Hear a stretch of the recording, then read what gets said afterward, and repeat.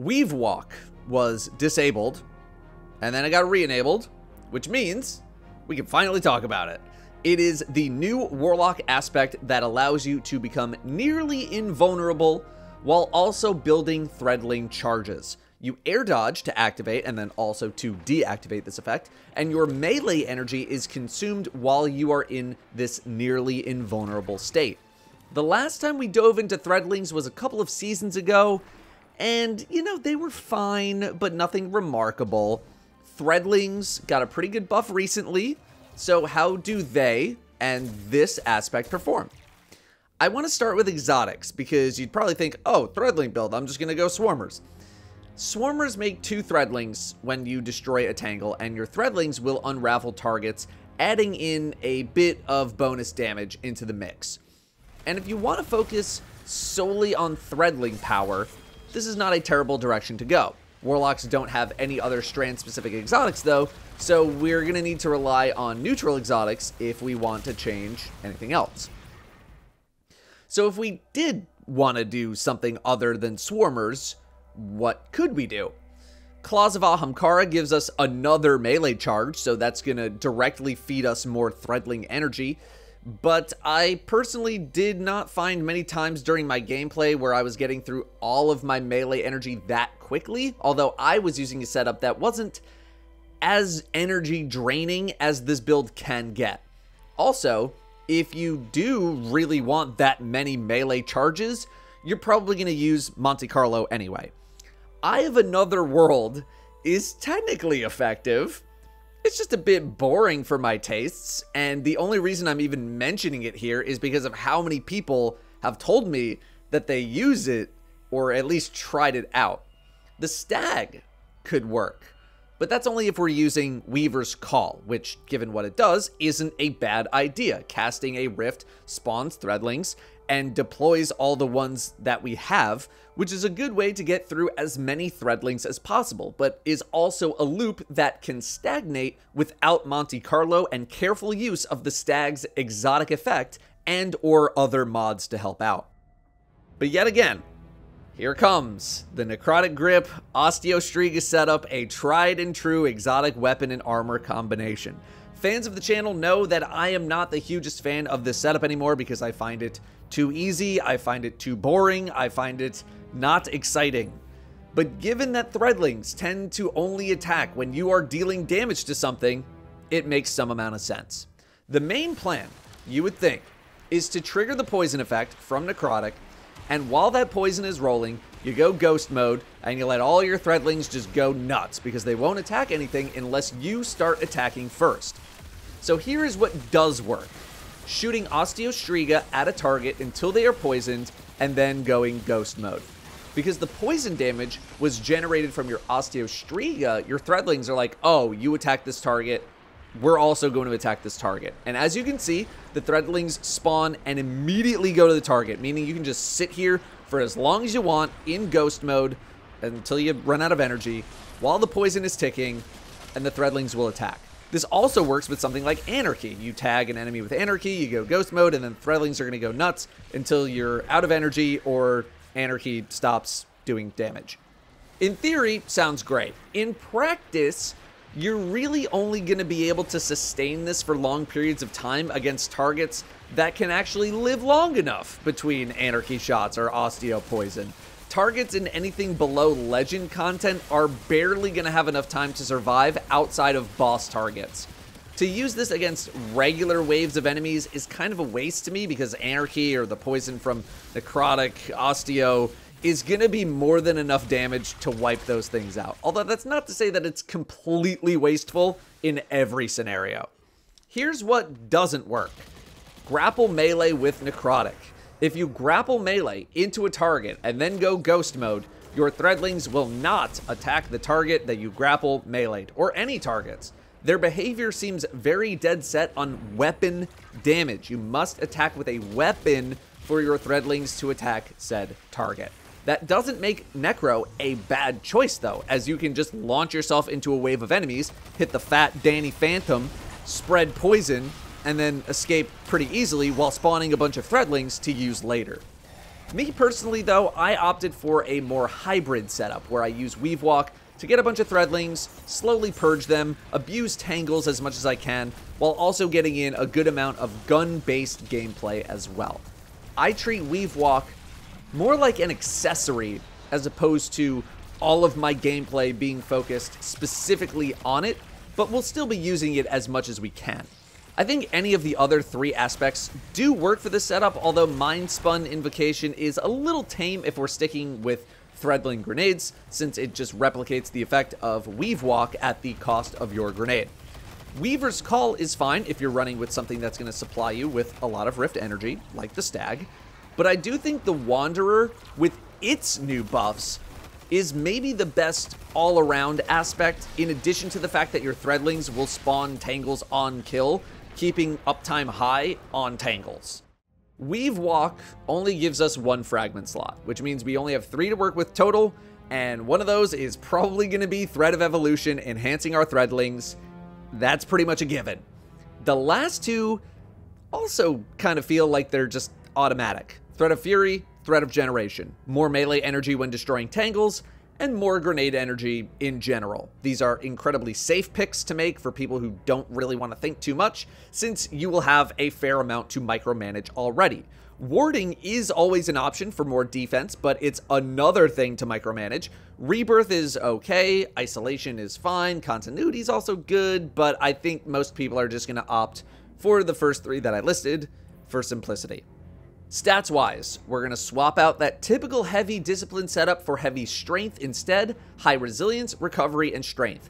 If you plan on running with more of a hybrid ability and gun setup, then I think you could probably swing a little closer to 50-50 in your discipline and strength stats. But if you're running Monte Carlo, then you definitely don't need as much strength and could probably just go back completely to heavy discipline. Mod-wise, this is going to depend a lot on the playstyle you want to do with Weavewalk, in addition to the exotic you're running, and if you're running Monte Carlo or not. If you're on something like the Stag, you probably want a lot of Rift energy, so anything to boost class ability energy is going to be good. Utility Kickstart, some arm mods, orb pickup mods. If you're on Osteo Necro, or even just Necro, then you probably want to go Grenade Kickstart for more energy gains to your grapple. If you're on Swarmers, then maybe you want to go for a more hybrid setup. It just depends on how you're playing the build. You'll probably take some notes from Osteo Necro, since you might want to use Grapple here too. But if you're not using Grapple, then maybe you go a little more into gun-based perks, maybe some Surge mods. Again, just really depends on how you're playing. In the Seasonal Artifact, we basically want to grab anything that has the word Strand or Tangle in it, refreshing pickups, elemental munitions, nothing too complex there, but this build does not need the artifact in order to work. Also, as of this video, Monochromatic Maestro, not working with Strand. The gameplay loop, if you're on Osteo Necro, is to poison a target, usually a big one, with Osteo, grapple melee into a bunch of enemies, and then Weavewalk your way out as Threadlings pour out of your body and just hit everything around you. You won't be able to spam this as much as a Monte Carlo setup, though, if you're using Osteo. If you don't want to use Osteo, then you can still grapple into stuff and Weavewalk out, but you do need to manage your cooldowns a bit more, again, unless you're on Monte Carlo. If you're on Swarmers, it's still kind of the same gameplay setup. You get in with Grapple, you get out with Weavewalk. Just make sure to use those tangles. Now, if you're on the Stag, then the gameplay loop is much more focused on trying to pull off the 11 Threadling combo as much as possible. Fortunately, this combo is not very hard to do. It's literally just stack 5 Threadlings with Weavewalk, zone back in, find a big target or a bunch of small ones, drop your Rift, and throw a Threadling grenade. Use Monte Carlo to sustain your melee energy, try to proc the Stag for big chunks of Rift energy, and just repeat this over and over and over again. So how practical is all of this? After all, part of the experience, if you're trying to use Weavewalk offensively, is standing around doing nothing, which is time that you could spend actually dealing damage to enemies. Threadlings are good, but they're not replacing anything in the damage meta anytime soon. If you're hoping for this to be some crazy burst damage raid DPS level type stuff, I think you're going to keep hoping for a while. What I will say is that something like the STAG setup, where you throw out almost a dozen threadlings at once, is really fun, and in stuff at legend or lower difficulties is pretty effective at clearing out waves of enemies. But so is a machine gun. So it just depends on what you want out of the experience. I find dropping 11 threadlings to be a much more fun and novel experience than just spraying a machine gun everywhere, even if it does require more work to get to that moment for what is ultimately the same result. The same kind of goes for any sort of grapple melee based setup. It's more fun to grapple melee and then Weavewalk out than just standing around spraying a gun at a thing. Although it is more risky too for what ends up resulting in the same thing. A bunch of dead enemies. If you do manage to get something like the Osteopoison into Weavewalk, constant chain of threadlings to proc, that's also pretty neat the first couple of times, but this experience wore a bit thin on me because at the end of the day, you're just standing there while threadlings spawn out of you and deal moderate damage to a boss target. If that's your thing, hey, have a great time. For more damage-oriented people, this is maybe not the best use of your time, but again, in stuff like seasonal content, who cares? It's fun, there's no stakes. Now here is where I am going to vent about this setup a little bit.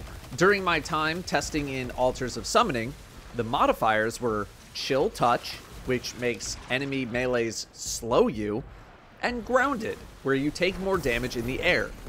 These two modifiers are basically the anti-this build if you're using grapple, which is maybe why I liked the STAG so much. The STAG doesn't require you to get up close or anything.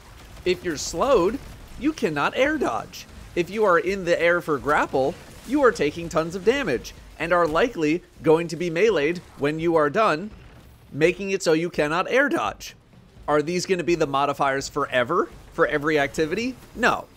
Did it make trying to make this video much harder than it needed to be? Yes, it did. Going into Savathûn Spire made the experience more enjoyable, but things are so weak in Spire that it can be really tough to judge a build in that kind of content.